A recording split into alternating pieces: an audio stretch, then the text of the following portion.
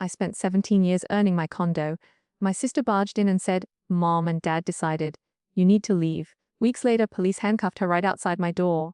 What happens when the people who are supposed to have your back, your own family, try to take the one thing you've ever truly owned? This isn't just about a house. It's about a betrayal so deep it still echoes in the quiet corners of my home. The ink on my mortgage payoff letter was barely dry, a triumphant banner tacked to my fridge with a silly cow magnet when she appeared. 10 days, that's all the time I got to savor the profound peace of finally owning my small corner of Chicago. The air in my two-bedroom condo, usually a comforting mix of old wood and fresh possibility, suddenly felt charged, heavy with an unspoken threat the moment my sister, Sophia, walked through the door. I'm 34, single, no kids, working in IT, pretty straightforward. My parents live a mere 25 minutes away in the same suburb where Sophia, 30, married to Noah, with an 18-month-old baby, and I grew up. Sophia was always the golden child. The teachers adored her. Neighbors complimented her every move.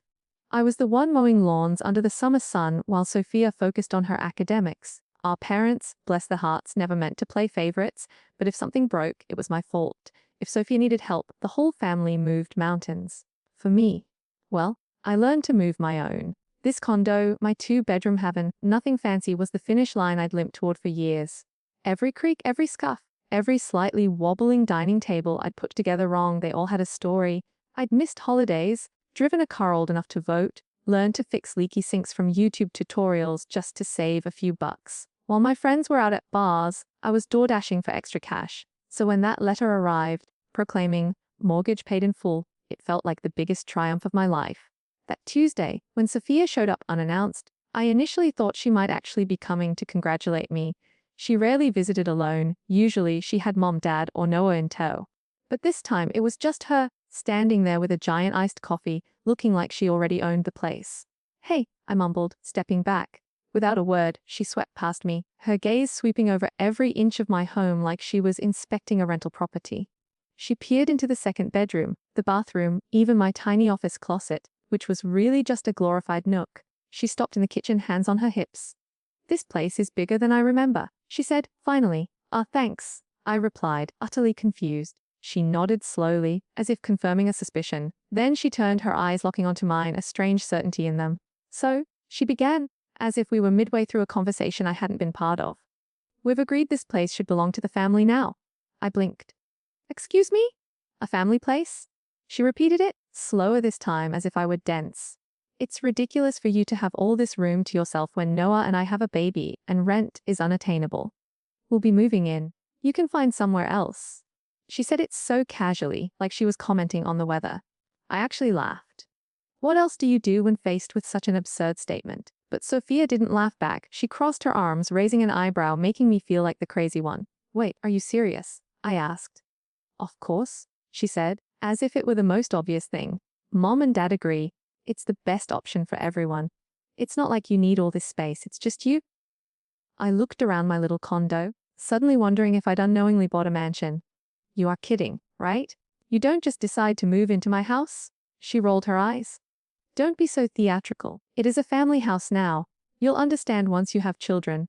That last bit stung, making me laugh again, but this time it was sharp, laced with indignation. Sophia?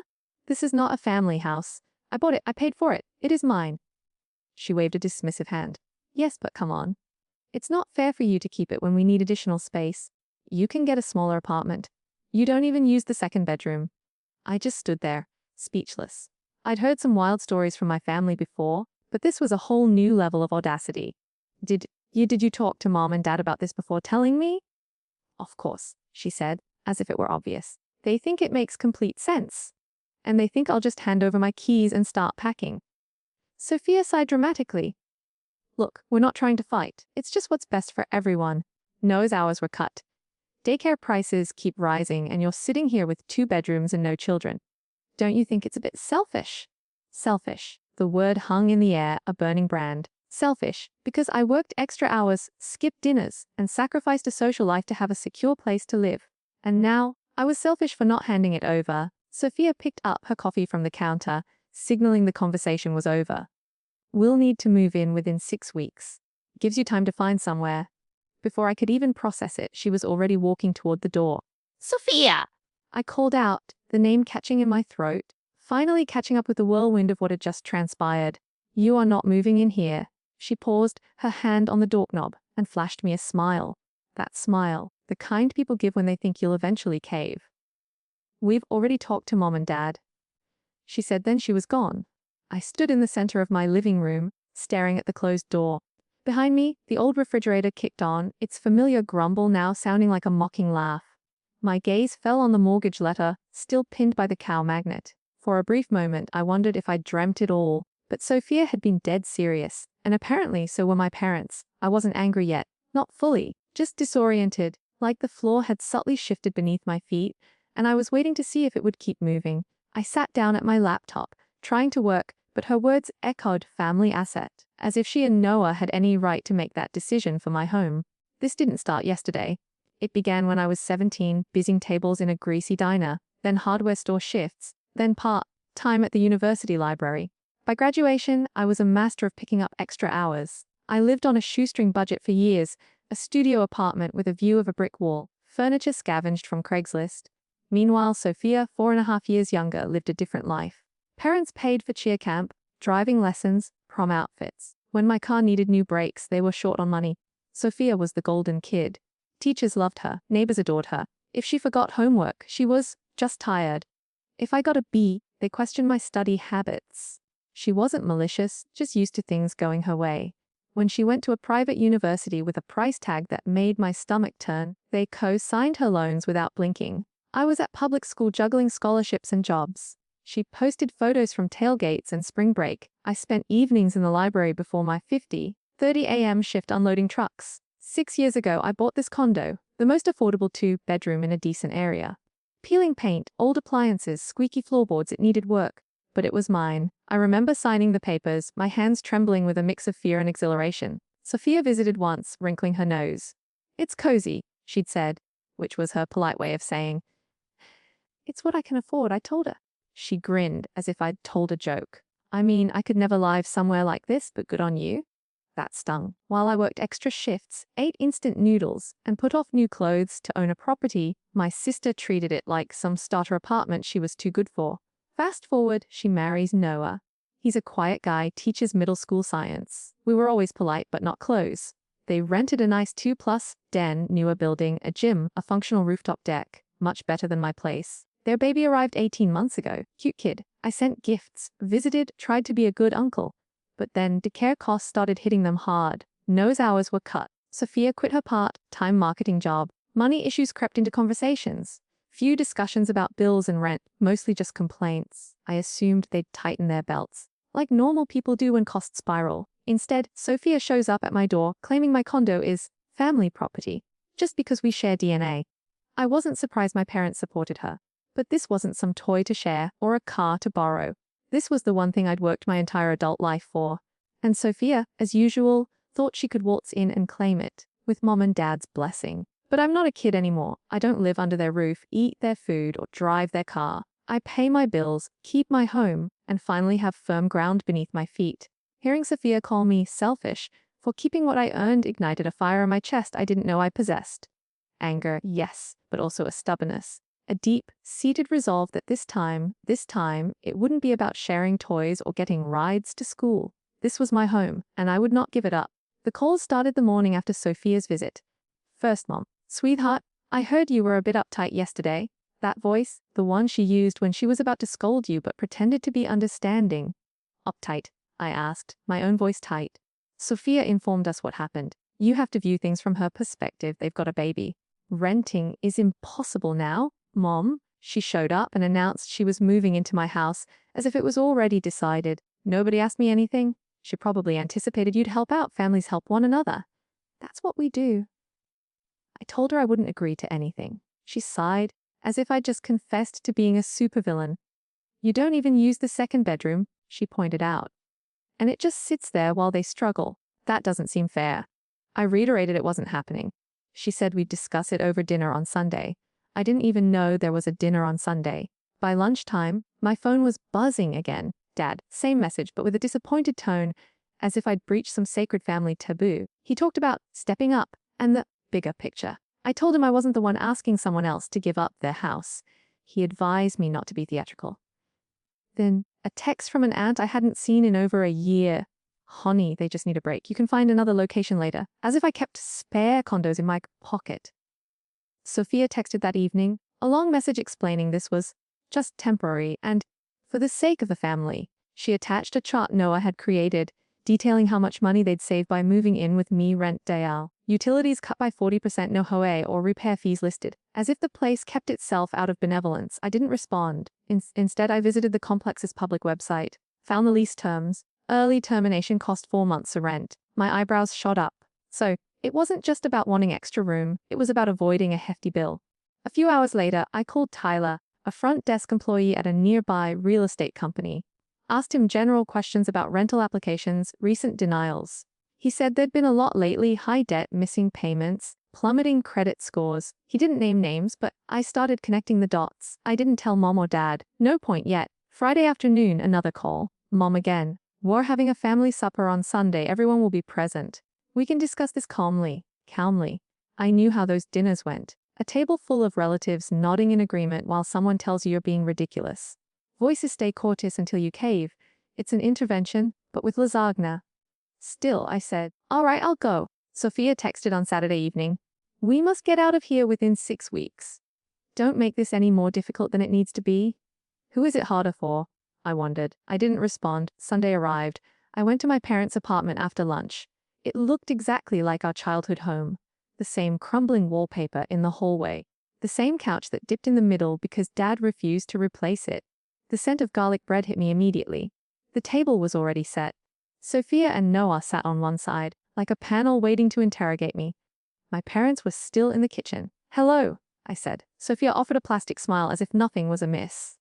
Hey, we're just about to eat. The moment I sat down, I understood the strategy. Sophia wore the fake pleasant grin she reserved for making big demands.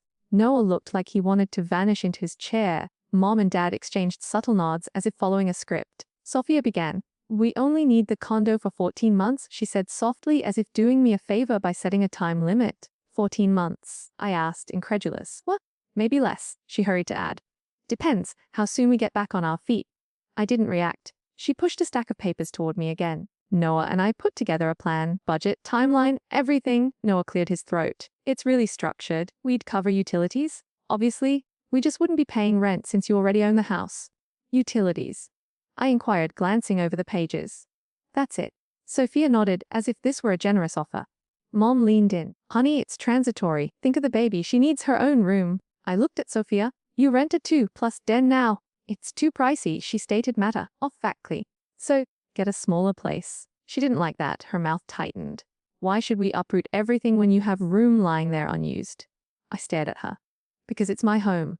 Dad groaned, laying down his fork. This is about family working together. You've got the room. They've got the need. It's common sense. I gestured to the papers in front of me. You worded this like I already agreed. Did anyone bother to actually ask me first?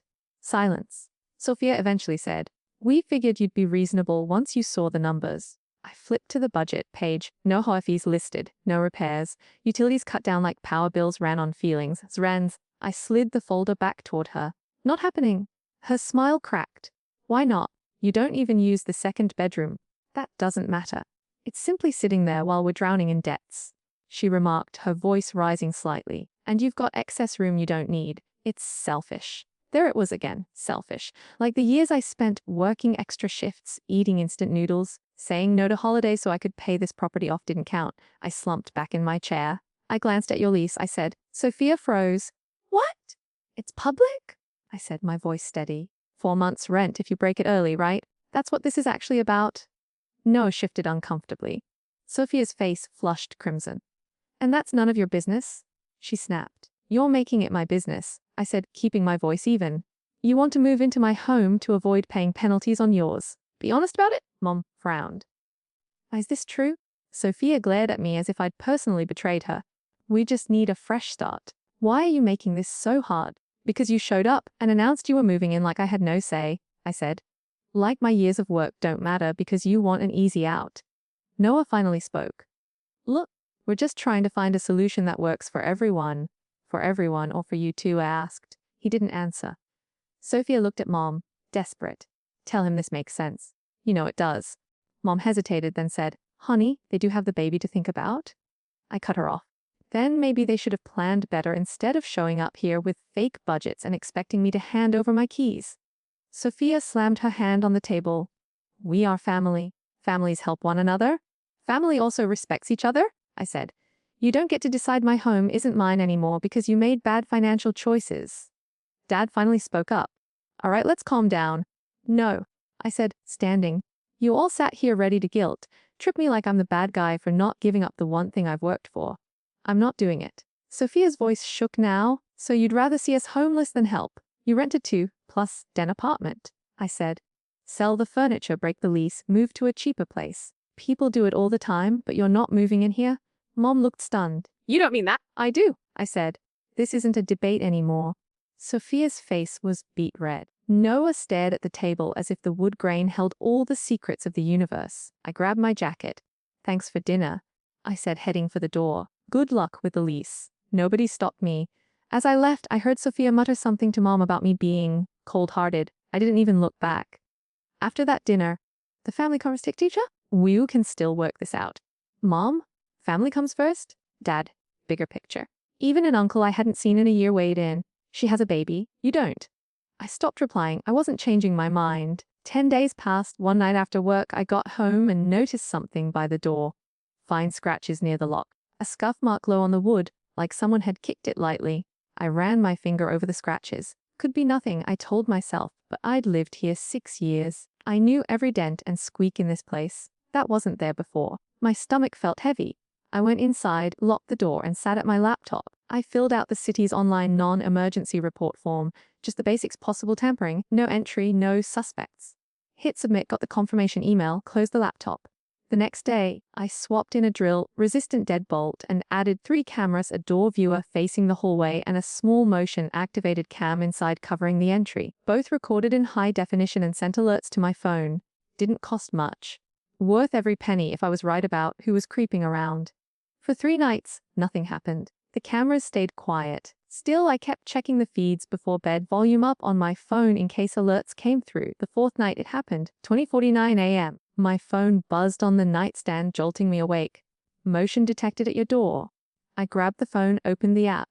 The grainy black and white feed showed someone standing at my door. Sophia. Hoodie up, hair sticking out the sides, shoulders hunched. She had something shiny in her hand, moving it around the lock. My chest went tight. I hit record on the app, swung my legs out of bed, and dialed 911. Whispered to the dispatcher, someone's trying to break into my condo. I have video, gave the address. Stayed on the line. Sophia kept working the lock like she'd done it before, like she knew I wasn't home. The building's hallway lights kicked on, automatic timer. She froze for half a second, looked over her shoulder, then went back to jiggling the lock. The dispatcher said units were close, told me to stay put. I watched through the phone screen, heart hammering. A minute later, 2 cops came into view on the hallway camera, walking fast. Sophia didn't see them until they were almost on top of her. I stayed behind the door until the officers came down the hall. When they told her to step back, I opened up and showed them the live feed with the tool at the lock. The cops asked for ID. She stammered, said something about forgetting her keys. I showed them the app recording her with the screwdriver, clear as day. They detained her right there in the hallway, cuffed, red wrists, the whole thing. I wasn't smug. I wasn't even angry in that moment, just tired, shaky, like my body hadn't caught up with my brain yet. They asked if I wanted to press charges. I said yes. 1 cop stayed to take my statement while the other walked Sophia down the hall. 5 minutes later, Noah showed up, hair messy, sweatpants, looking like he'd sprinted over. He asked, voice cracking. She tried to break in. I said flatly. Noah looked at the cop, then at me. It's a misunderstanding. She had a spare from before. I cut him off. I never gave her a spare. She thought she still had one. He said didn't? I stated. Noah rubbed his face, didn't argue after that, just mumbled something about calling a lawyer and followed the cops out. I locked the door behind them, double-checked the deadbolt, and sat on the couch staring at nothing for a long time. The cameras kept recording until the hallway went quiet again. The morning after Sophia got arrested, I called off work for a couple hours. I wanted everything documented before people started calling me names again. First, I stopped at the police station. I turned over the video files. They said they'd pull the 911 audio. One of the officers gave me a case number and said the video made things pretty straightforward. They'd filed the report, forwarded it to the prosecutor, and I'd get updates later. When I got home, I made 3 copies of everything, one on a thumb drive, one in a locked folder in my cloud account. I printed out the incident report and stuck it in a folder with my mortgage papers. Then I emailed my boss saying I'd be a bit late because of a personal security incident. That was all I said. He wrote back, "Handle what you need to. Thanks for letting me know." I left it at that. By noon, my phone wouldn't stop ringing. Mom first. "How could you do this to your sister?" she asked, voice sharp. "She tried to break into my condo at nearly 30 a.m. I said, "I didn't do this." "She did. You didn't have to call the police," Mom said, as if there had been some better option. "She had a screwdriver in my lock," I said. "What did you want me to do? Open the door and offer her coffee?" "Family should handle things privately," Mom said. "Does privately mean pretending it didn't happen?" I asked. She didn't answer that one. A couple hours later, Dad called. Same tone, different words. "She has a baby?" he said. "She made a mistake. Don't ruin her life over this." "She made her own choices," I replied. "I was asleep in my own home. I'm not apologizing for protecting it." He muttered something about me being cold. I hung up before saying something I'd regret. By evening, my aunt texted. She didn't mean it. "Just drop the charges." I ignored it. 2 days later, a neighbor mentioned an old fraud case. Court records showed a deferred sentence and probation from years back. The new arrest didn't violate active probation, but it did mean a new conviction on top of a prior case. I looked it up later. Court records are public if you know where to look. Sure enough, Sophia had a small fraud charge from 6 years ago. Deferred sentence, probation, fine paid. Nothing major, but it was there. I didn't post about it anywhere. Didn't tell cousins. Didn't go on some big rant online. I answered the prosecutor's questions, emailed the footage when they asked for it, and kept everything boring and professional. Sophia's case moved fast. They booked her on misdemeanor charges related to the break-in attempt, and the prior case didn't help. She pleaded guilty to avoid a bigger mess. The judge gave her a short 90-day sentence and a criminal record that wouldn't go away this time. Noah texted me while she was inside a long paragraph about how they'd been under stress. Daycare costs, medical bills, rent too high, life coming at them too fast. He said, Sophia was just trying to do what parents do, keep a roof over their kid's head. I read it twice, saved it, didn't respond. Their money situation tanked hard after that. They were still in a fixed-term lease when they broke it. The 4-month penalty hit. After that, they grabbed a short month-to-month elsewhere, and the rate jumped. With Sophia not working and now with a record, Noah was carrying the whole thing on a teacher's salary. 4 months later, Sophia was out. I heard from Mom they'd moved in with her and Dad for a while. "That's between you and them," I said. "Not my business anymore." Mom didn't like that answer. She said the house was tense. Sophia and Noah argued about bills. Dad hated the noise. Mom tried to keep the peace. I stayed out of it. A month later, I saw Dad in person. He stopped by my condo to drop off some mail that had gone to their address. He looked tired. "Your sister's having a rough time?" he said. "She made her choices?" I said. "She says you hate her now." "I don't hate her," I clarified. "But I'm done being the person everyone leans on while calling me selfish." He didn't argue, didn't defend her, just nodded slowly, handed me the mail, and left. That was the last real conversation we had about it. Life went back to normal for me faster than I expected. I kept my routine work in the mornings, gym in the evenings, fixed the sticky window in my living room one Saturday, finally painted the patchy wall in the hallway with cheap rollers and way too much blue tape, little things I'd been meaning to do for years. Later, I heard through my mom that Sophia wanted to clear the air. My first thought was she wanted to yell at me. My second thought was she probably wanted something again. I didn't reach out. Instead, I mailed them a single thing, a framed photo of my front door with a new lock installed. Under it, a short note. "I'll find a place that's yours for real." No swearing, no insults, just clear. 2 weeks later, Mom called. "Sophia wants to talk," she said carefully, like I was a wild animal she didn't want to spook. "About what?" "She wants to apologize," Mom said. "Does this apology come before or after she asks for something?" I asked. Silence on the line. "I'll meet her," I said finally. "But here's the deal, my home is off the table. Nobody shows up uninvited. If she can't agree to that, I'm not coming." Mom agreed. The meetup was set for Saturday at their house. Neutral ground, Mom said. Sophia was already there when I arrived, sitting at the kitchen table, arms crossed, chin up. Noah sat next to her, looking like he wanted to disappear into his chair. I sat across from them. "All right? You wanted to talk. Go ahead." Sophia didn't waste time. You didn't have to call the cops, she started, voice sharp. Family doesn't do that to each other. I gazed at her. You tried to break into my home. I was desperate, she said, as if that made it fine. You wouldn't listen, you left us, no choice. There was a choice, I said. You could have found another apartment like normal people. She waved a hand. Do you know how hard it is with a baby with bills? We needed help. You wanted a free house, I said flatly. We deserved help, she snapped. You don't have kids. You don't understand what it's like. All that space going to waste while we were drowning. I felt my jaw tighten. Space I worked for. Space I paid for, while you were calling it small and laughing at it 6 years ago. Sophia rolled her eyes. Oh, come on. That was different. No, I said, keeping my voice even. You treated this place like it was nothing until you needed it. Then you decided it was yours. Not asked, decided. You could have just let us stay a few months, she shot back. But no, you had to make it this big thing, pressing charges. Really, you ruined my record. You ruined your record, I said. You picked up that screwdriver. You showed up at 20:49 in the morning. Not me. Sophia leaned forward, eyes sharp. You think you're better than us because you have a condo and no responsibilities.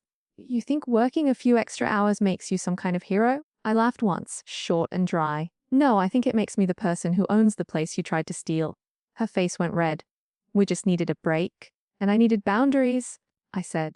Now I have them. She opened her mouth, but I kept going.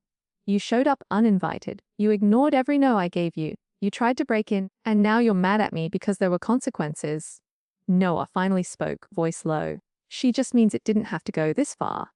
It went as far as she pushed it, I said. I'm not carrying that for her. Sophia glared at me, fist tight on the table. One day you'll need help. Don't expect us to be there. I stood up.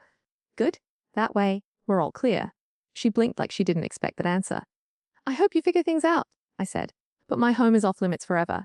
No debates, no surprises. We're done here. I walked out before she could fire back. Weeks passed after that. Mom tried a couple more times to get everyone together for a family dinner. I told her the same thing each time. If my home comes up, even once I'm leaving, she said she understood. I kept my routine. Work in the mornings, gym in the evenings, fixing small things around the condo. I bought some cheap plants for the windowsill, upgraded my desk chair. Finally, life felt quiet. One afternoon, a cousin mentioned Sophia had picked up a part-time job at a daycare. Noah grabbed extra tutoring hours at school. After a few months, they found a small rental farther from the city. Cheaper, older place, but theirs. I didn't reach out. Not angry, just done. 14 months later, the condo looked better than it ever had. Fresh paint on every wall, not just the hallway this time. New locks on both doors. The squeaky floorboard near the bedroom finally fixed after years of promising myself I'd get around to it. I bought a decent couch, got rid of the lumpy one I'd been hanging on to since college. Picked up a used rug that didn't clash with the curtains for once. Even the closet office looked better. I mounted a real shelf instead of stacking everything on milk crates. The plants by the windowsill were still alive somehow. A couple even had new leaves. I watered them on schedule, gave them good sunlight, talked to them sometimes when I was bored. Coming home felt different now. Not because the place looked nice, but because it was truly mine in a way it hadn't been before. I'd open the door after work, hear the deadbolt click behind me, and feel the weight of the last year just gone from my shoulders. No surprise visitors, no guilt trips, no phone calls telling me I was selfish. The quiet wasn't lonely. It was steady. For the first time in a long time, I could actually sit on my couch with the TV off. No noise, no drama, and just breathe in my own space without wondering what fight was coming next. Peace. Not victory, not revenge. Just peace. Have you ever had to draw a hard line with family, even when it felt like you were betraying an unspoken code? How did it turn out for you? Let me know your thoughts and experiences in the comments below.